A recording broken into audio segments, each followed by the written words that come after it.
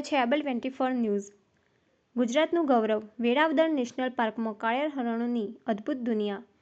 ભાવનગર જિલ્લાનું ગૌરવ ગણાતું Velavadar national park આજે સમગ્ર ગુજરાતમાં કુદરત પ્રેમીઓ માટે આકર્ષણનું કેન્દ્ર બન્યું છે। પ્રકૃતિના ખોળે નિર્ભયતાથી વિહરતા કાળિયાર હરણોની અહીંની શોભા વધારતા નજરે પડે છે। કાળિયાર હરણ કારસ પડતા ભૂખરા રંગનું શરીર ધરાવતું સુંદર પ્રાણી છે। તેના શરીરનો નીચેનો ભાગ સફેદ હોય છે। નર કાળિયારને 2 શિંગડા હોય છે, જ્યારે માદા શિંગડા વિનાના હોય છે। આ હરણ પુખ્ત વયે પાંદડા તેમજ અનાજના પાક પર જીવન નિર્ભર કરે છે। ઝડપમાં કાળિયાર હરણ અજોડ ગણાય છે। તે કલાકે આશરે 80 કિલોમીટર જેટલી ઝડપે દોડી શકે છે, જે તેને શિકારીઓથી બચાવવામાં મદદરૂપ થાય છે। માદા કાળિયાર દર વર્ષે એક બચ્ચાને જન્મ આપે છે અને લગભગ 2.5 વર્ષથી 3 વર્ષમાં બચ્ચું પુખ્ત અવસ્થામાં આવે છે। વેળાવદર નેશનલ પાર્કમાં હાલમાં અંદાજે 5000 જેટલા કાળિયાર હરણોની વસ્તી છે, જે આ ઉદ્યાનની સમૃદ્ધ જૈવ વૈવિધ્યનું ઉત્તમ ઉદાહરણ છે। હરિયાળી મેદાનો, ખુલ્લું આકાશ અને નિર્મળ વાતાવરણ વચ્ચે દોડતા કાળિયાર હરણોનું દૃશ્ય મન મોહી લે તેવું હોય છે। કાળિયાર હરણ ઉદ્યાન વેળાવદર એકવાર તો જરૂર જોવા જેવું સ્થળ છે, જ્યાં કુદરત અને વન્યજીવનનો અદ્ભુત સંગમ અનુભવાય છે। અહેવાલ ગોહિલ જયસિંહ, ભાવનગર।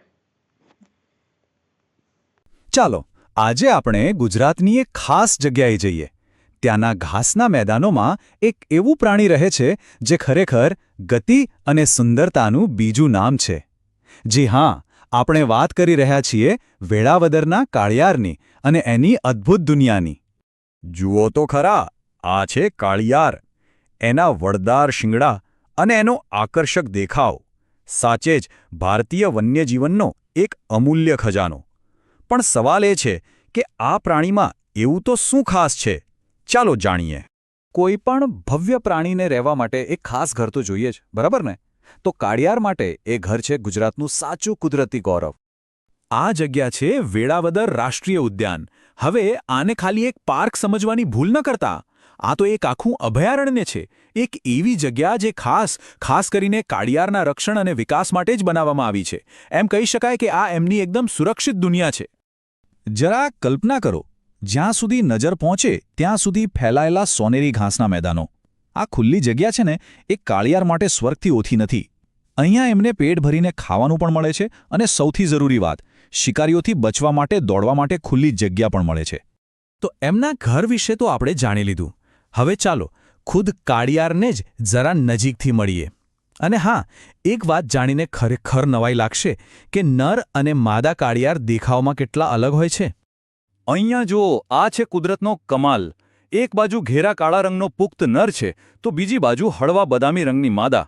પહેલી નજરે તો એવું જ લાગે કે આ બે અલગ અલગ પ્રાણીઓ છે, પણ ના, આ એક જ પ્રજાતિ છે। તો ચાલો આ તફાવતને જરા બરાબર સમજીએ। જે નર કાળિયાર છે એનો ઘેરો કાળો રંગ અને લાંબા વળદાર શિંગડા એ એની તાકાત અને પરિપક્વતાની નિશાની છે।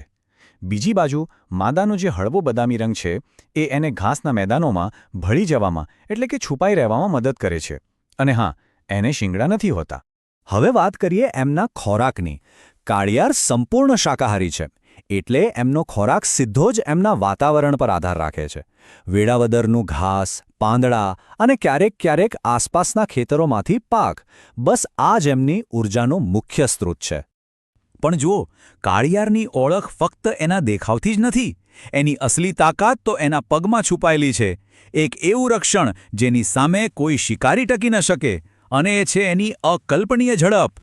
તો સવાલ એ જ થાય કે આખરે કેટલું ઝડપી? શું લાગે છે, એક પ્રાણી કેટલી ઝડપે દોડી શકતું હશે? કોઈ અંદાજ? 80 કિલોમીટર પ્રતિ કલાક? માની શકાય? આ તો લગભગ હાઈવે પર આપણે જે કાર ચલાવીએ છીએ એના જેટલી સ્પીડ થઈ। આ જ ગતિ એને દુનિયાના સૌથી ઝડપી પ્રાણીઓમાંનું એક બનાવે છે। અને સમજો કે આ સ્પીડ ખાલી દેખાડવા માટે નથી, આ તો જીવન અને મરણ વચ્ચેનો સવાલ છે।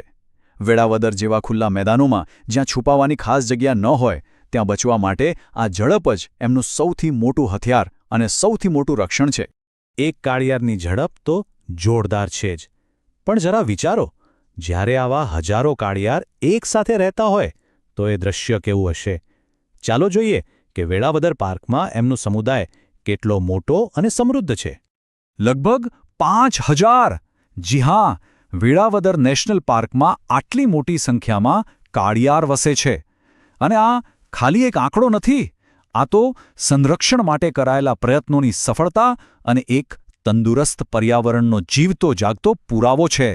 આટલી મોટી વસ્તી પાછળ કુદરતનો એક સરળ પણ ખૂબ જ શક્તિશાળી ચક્ર કામ કરે છે. જુઓ, દર વર્ષે માદા કાળિયાર એક બચ્ચાને જન્મ આપે છે.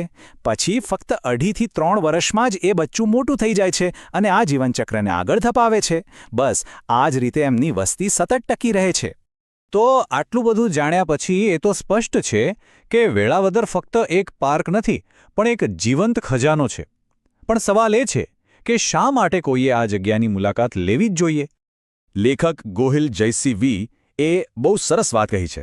એમના શબ્દો છે, કાળિયાર ઉદ્યાન એકવાર જોવા જેવું ખરું. કેટલું સરળ વાક્ય છે નહીં, પણ એનો અર્થ બહુ ઊંડો છે. અમુક અનુભવો એવા હોય છે જેનું વર્ણન શબ્દોમાં ન થઈ શકે.